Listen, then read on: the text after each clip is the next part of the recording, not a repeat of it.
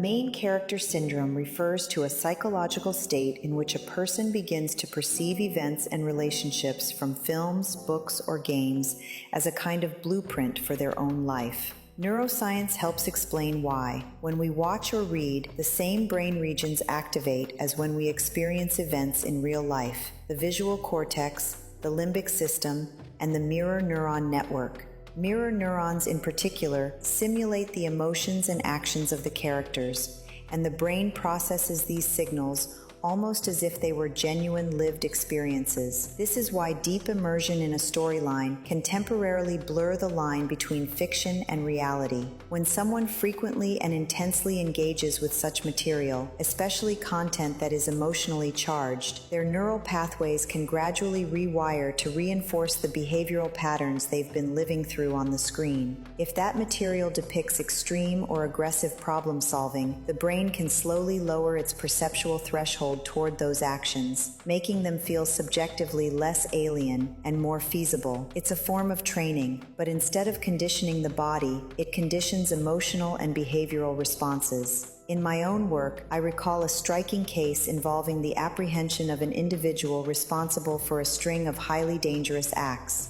During later interviews, he described how, in his youth, he became deeply absorbed in stories where the protagonist frequently resolved conflict through drastic measures. He had internalized these narratives so completely that he began to see such actions as a natural part of his own life script. According to him, in critical moments, he didn't experience a sense of crossing a forbidden line. His brain processed those decisions as though they were simply the next chapter in a familiar storyline.